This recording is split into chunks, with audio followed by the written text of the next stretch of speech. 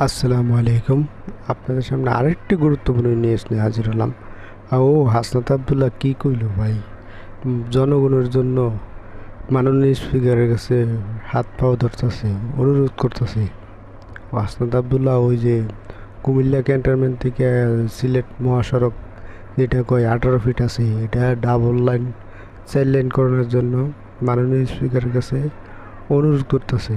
ক্ষমা চাই, আমাদের জনগণকে আমাকে বেঁধে রাখবে। 10 লাখ লোকের যাতায়াত জানি জীবন বাঁচবে।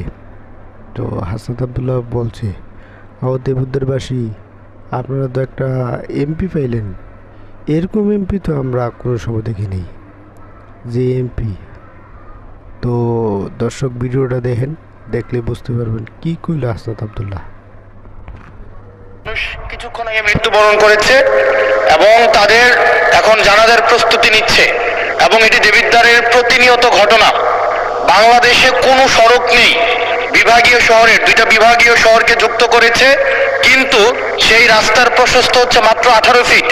মাননীয় স্পিকার, আমি কুমিল্লা এবং সিলেট মহাসড়কের কথা বলছি। মাননীয় স্পিকার, কুমিল্লা এবং সিলেট মহাসড়ক যেটা ময়নামতি, দেবিদ্বার, জাফরগঞ্জ, কংসনগর হয়ে ব্রাহ্মণপাড়া, কুটিচমোহনী গিয়েছে, এই রাস্তাটা একটা মহাসড়ক, যে রাস্তা দিয়ে 10 লক্ষ মানুষের যাতায়াত এবং যেটা দুইটা উপজেলাকে, ব্রাহ্মণপাড়া, বুড়িচং এবং দেবিদ্বারকে সংযুক্ত করেছে।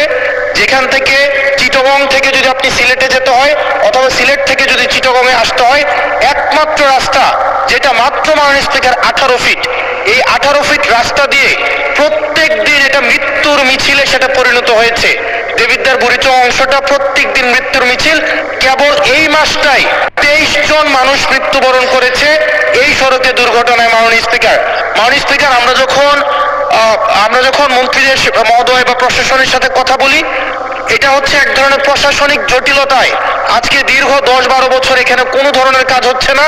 আমি আপনার দৃষ্টি আকর্ষণ করছি, আপনার মধ্য দিয়ে মন্ত্রী মহোদয় নিশ্চিত করবেন কি কবের মধ্যে এই মৃত্যুর মিছিল থামবে এবং এই মহাসড়ককে, এটা লাইন অফ ক্রেডিটের আন্ডারে 6 লেনে হওয়ার কথা থাকলেও এটা মাত্র 18 ফিট হয়ে আছে। মাননীয় স্পিকার, এটা আমি এলাকায় মুখ দেখাইতে পারি না, এলাকার আমাকে এখন বেঁধে রাখবো। মাননীয় স্পিকার, আপনার মাধ্যমে মন্ত্রী মহোদয়কে যদি আপনি একটা রুলিং দিতেন এই বিষয়ে যেন উনি যথাযথভাবে ব্যবস্থা নেয়।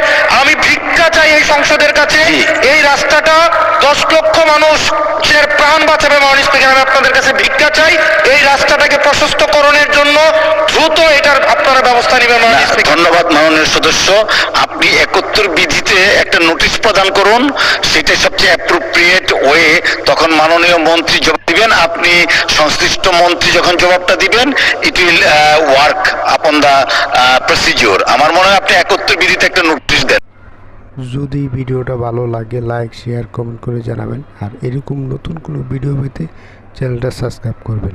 সবাই ভালো থাকবেন। আল্লাহ হাফেজ।